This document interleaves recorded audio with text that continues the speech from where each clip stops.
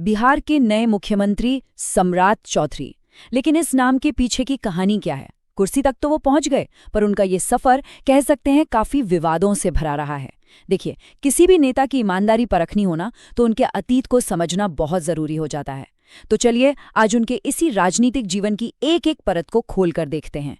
तो बिहार की राजनीति में एक नया चेहरा, सत्ता के बिल्कुल टॉप पर सवाल वही है, आखिर ये सम्राट चौधरी हैं कौन? क्या ये बस एक और नेता है, या फिर इनकी कहानी में कुछ ऐसे पन्ने भी हैं जिन्हें देखना समझना हम सबके लिए बहुत जरूरी है। आज के इस पूरी पड़ताल में हम 5 खास पड़ावों से गुजरेंगे।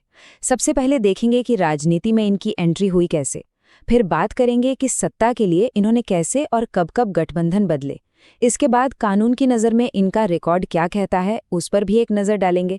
उनके अपने ही दिए हुए दस्तावेज क्या कहानी सुनाते हैं, ये भी देखेंगे। और आखिर में इस सब को देखते हुए ये समझने की कोशिश करेंगे कि इनके नेतृत्व में बिहार का भविष्य कैसा हो सकता है। तो चलिए शुरू करते हैं इनके राजनीतिक सफर से। देखिए, सम्राट चौधरी एक राजनीतिक घराने से आते हैं। उनके पिता शकुनी चौधरी कोई छोटे मोटे नेता नहीं थे, 7 बार के विधायक रहे हैं और उनकी मां भी विधायक रह चुकी हैं। तो कह सकते हैं कि राजनीति तो उन्हें विरासत में ही मिली। इनका पॉलिटिकल करियर शुरू होता है साल 1999 में। राबड़ी देवी की सरकार में इन्हें कृषि मंत्री बनाया गया। लेकिन कहते हैं ना, शुरुआत ही विवादों से हुई। इन्होंने अपनी उम्र बताई 31 ईयर्स, पर जल्द ही आरोप लगने लगे कि इनकी असली उम्र तो कम है, और इन्हीं आरोपों के चलते इन्हें अपना पद छोड़ना पड़ा। सोचिए, ये इनके करियर का पहला बड़ा विवाद था। अब आते हैं इनके राजनीतिक गठबंधनों पर, मतलब सत्ता की राह पर बने रहने के लिए उन्होंने कैसे और कितनी बार पार्टियां बदली। ये अपने आप में एक पूरी कहानी है। इससे उनकी राजनीतिक स्ट्रैटेजी का अंदाजा लगता है। तो देखिए, इनका जो सियासी सफर है ना, वो किसी एक विचारधारा से ज्यादा मौके की तलाश में गुजरा है। शुरुआत की आरजेडी से, फिर नीतीश कुमार की जेडीयू में चले गए, और फिर 2018 में इन्होंने बीजेपी का दामन थाम लिया। और बीजेपी में आने के बाद तो इनकी तरक्की बहुत तेजी से हुई, और आज देखिए मुख्यमंत्री की कुर्सी तक पहुंच गए हैं। और सबसे मजेदार बात तो ये है कि जब वो जेडीयू में थे नीतीश कुमार के साथ, तो यही सम्राट चौधरी नरेंद्र मोदी के सबसे बड़े और मुखर आलोचकों में से गिने जाते थे। तो ये जो बदलाव है ना, ये उनके पॉलिटिकल करियर के एक पैटर्न को साफ दिखाता है कि शायद निष्ठा से ज्यादा जरूरी राजनीतिक फायदा रहा है। अब हम बात करेंगे उनके राजनीतिक जीवन के शायद सबसे, कह सकते हैं हम, अंधेरे पन्ने की। उन पर लगे गंभीर आपराधिक आरोप और सजा।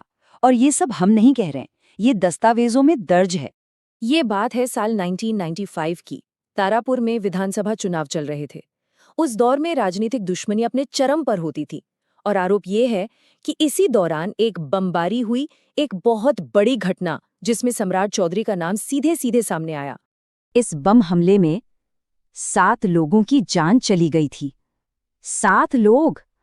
और जो बात सबसे ज्यादा चौंकाती है वो ये है कि ये 7 लोग उसी कुशवाहा समुदाय से थे, जिस समुदाय से सम्राट चौधरी खुद आते हैं। मामला कोर्ट में गया, उन्हें दोषी भी ठहराया गया और 3 महीने की जेल हुई। लेकिन यहीं पर एक बड़ा मोड़ आता है। उन्होंने अदालत में अपनी 10वीं की मार्कशीट पेश की और कहा कि मैं तो सिर्फ 15 साल का हूँ, नाबालिग हूँ, और इसी आधार पर वो रिहा हो गए। हालांकि प्रशांत किशोर जैसे उनके आलोचक आज भी ये दावा करते हैं कि उन्हें इस मामले में कभी बाइज्जत बरी नहीं किया गया। अब एक और गंभीर मामला है साल 1999 का, शिल्पी गौतम हत्याकांड। इस केस में भी उनका नाम उछला, उनका नाम जोड़ा गया था। लेकिन कहा जाता है कि उस वक्त उनके राजनीतिक रसूख के चलते सीबीआई ने उनसे कभी पूछताछ तक नहीं की, और ये मामला बस वहीं का वहीं दब कर रह गया। चलिए अब जरा उनके चुनावी हलफनामों पर नजर डालते हैं। उनमें जो गड़बड़ियां मिली हैं उन पर ध्यान देते हैं।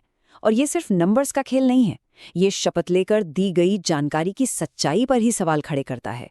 उनके अपने ही एफिडेविट एक बड़ी अजीब कहानी सुनाते हैं। देखिए, 2010 में उन्होंने अपनी उम्र बताई 28 साल, ठीक है, लेकिन 2020 के हलफनामे में वो हो गए 51 साल के। मतलब सिर्फ 10 साल के अंदर उनकी उम्र 23 साल बढ़ गई। अब ये कौन सा गणित है, ये तो समझ से ही परे है। और यहीं पर उम्र का ये जो खेल है ना, ये बहुत ज्यादा गंभीर हो जाता है। क्यों? क्योंकि अगर उनके हाल वाले हलफनामे को सच मान लें तो 1995 में जब वो अपराध हुआ था, तब वो 15 साल के नाबालिग थे ही नहीं, बल्कि 21 साल से ज्यादा के थे, एक वयस्क थे। इसका सीधा मतलब तो यही निकलता है कि उन्होंने सजा से बचने के लिए उस वक्त अपनी उम्र गलत बताई थी। उम्र की तरह ही उनकी पढ़ाई लिखाई को लेकर भी एक बहुत बड़ा, एक नाटकीय बदलाव देखने को मिलता है। 2010 में वो खुद कहते थे कि मैं ज्यादा पढ़ा लिखा नहीं हूं, मैं तो 7वीं फेल हूं। और आज वो दावा करते हैं कि उनके पास 2 पीएचडी की डिग्री हैं। और इसी बात पर राजनीतिक रणनीतिकार प्रशांत किशोर सीधा सवाल उठाते हैं। वो पूछते हैं, जो लड़का 7वीं फेल है उसके पास 2 पीएचडी की डिग्री कहाँ से आ गई? ये डिग्रियां आखिर खरीदी कहाँ से जा रही हैं? अब ये सवाल सिर्फ उनका नहीं है, ये उनकी शैक्षिक योग्यता पर जो शक है उसको आवाज देता है। तो बदलते गठबंधन, ये आपराधिक मामले और दस्तावेजों में इतनी बड़ी बड़ी गड़बड़ियां, ये सारे बिंदु हमें आखिर कहाँ ले जाते हैं? ये सब मिलकर उनके नेतृत्व की ईमानदारी पर और बिहार के भविष्य पर एक बहुत बड़ा सवालिया निशान लगा देते हैं। असल में सम्राट चौधरी का ये जो सफ़र है ना, ये बिहार की राजनीति के एक बड़े पैटर्न की तरफ भी इशारा करता है।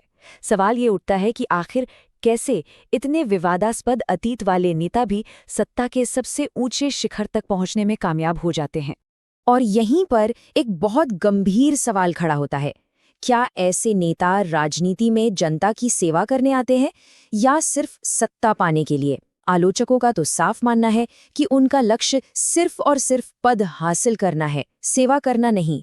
तो आखिर में एक ही बड़ा सवाल बचता है, इस तरह के रिकॉर्ड को देखते हुए सम्राट चौधरी का नेतृत्व बिहार के विकास और शासन के लिए आखिर किस तरह के भविष्य का संकेत देता है? और इस सवाल का जवाब शायद बिहार की जनता को ही खोजना होगा।